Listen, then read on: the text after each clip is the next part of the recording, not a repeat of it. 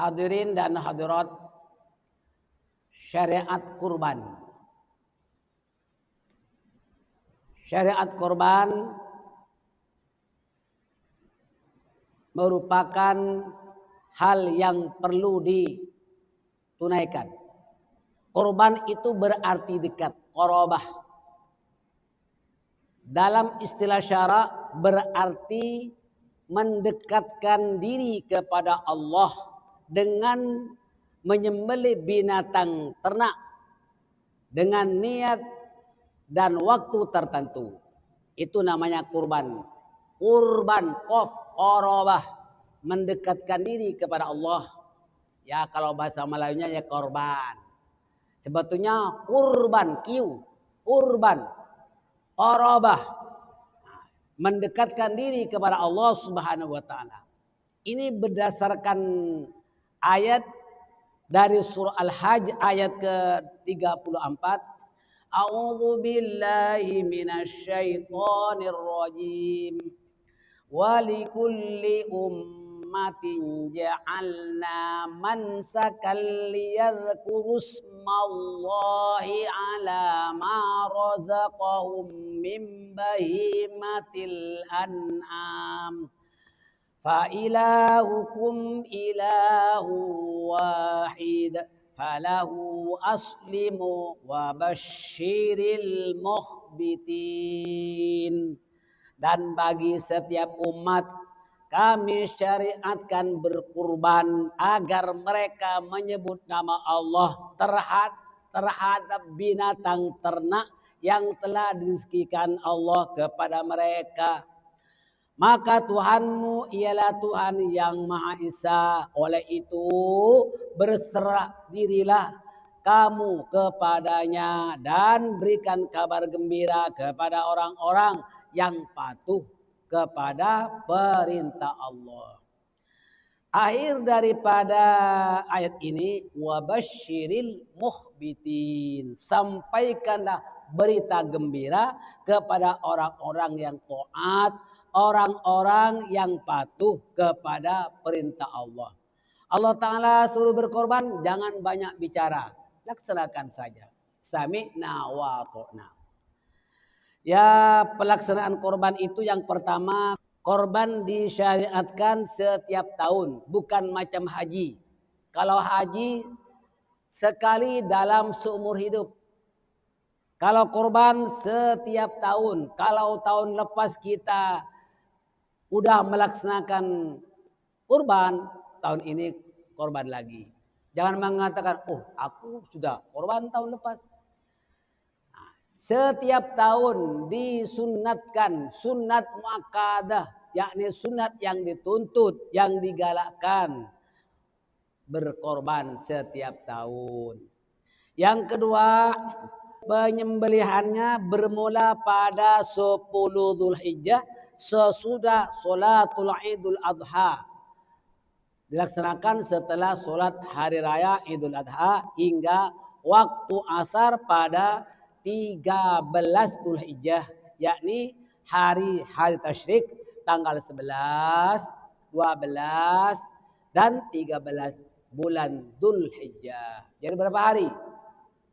Berapa hari semua? Penyembelihan korban berapa hari? 4 hari.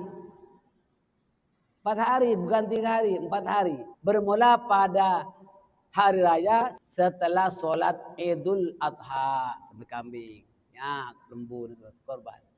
Sampai 11, 12 dan 13 waktu asar selesai. Seperti juga orang yang melontar di Mina hari tasyrik. Yang ketiga, dagingnya dibagi mentahnya, bukan macam akikah.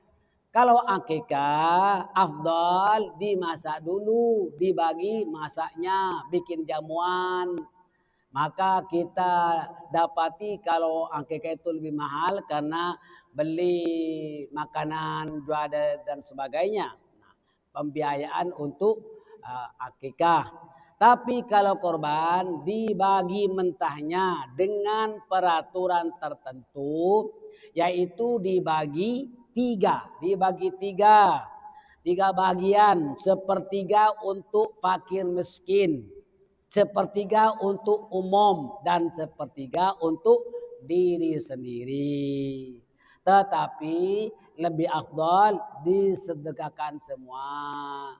Boleh kita kalau sekiranya berkorban di Singapura, kita ambil sebagian, paling tidak sepertiga bagian. Kalau Anda berkorban di luar negeri, ya sedekahkan semua. Nah, itu lebih afdal. Dan dibagi 3 ya. Nah, sepertiga untuk fakir miskin, sepertiga untuk umum, yakni orang yang menyaksikan, orang walaupun tak miskin, orang-orang yang berhak menerima korban, dan sepertiga untuk dirinya.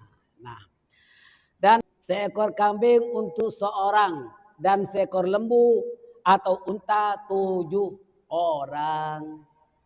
Ini saya berkali-kali ada jemaah kurang paham cara pelaksanaannya. Kalau kambing untuk seorang, kalau lembu atau unta untuk 7 orang. Tuh. Korban nazar. Ini ada korban nazar. Dagingnya tidak boleh dimakan oleh orang yang bernazar. Semuanya disedekahkan. Tahu nazar? Nazar itu Allah amat mengetahui tentang orang yang bernazar. Di mana orang itu punya hajat. Misalnya seorang itu bernazar, kalau aku dapat bonus tahun ini, aku akan korban. Itu nazar. Kalau sudah dapat bonus. Satu contoh. Umpama anakku melahirkan dengan selamat, aku akan korban. Itu namanya korban nazar. Apa saja menggantungkan suatu hajat di mana berjanji dengan Allah walaupun tidak ada saksinya. Allah Maha mengetahui hajat daripada seorang itu. Seorang misalnya kalau anak aku selamat tak cacat, dokter cakap ini boleh cacat, maka bernazar kalau anak aku selamat dilahirkan dengan selamat dengan tak cacat, dia akan bernazar. Akan bernazar kekah ke ataupun korban. Kalau kekah kekah nazar, kalau korban nazar. Itu dagingnya diserahkan semua kepada yang menguruskan, dan tak boleh dimakan orang yang berkorban ataupun yang melaksanakan akikah itu. Mudah-mudahan para jemaah cukup paham. Kalau ada jemaah kurang paham, boleh tanya. Insya Allah saya akan jawab. Mudah-mudahan bermanfaat.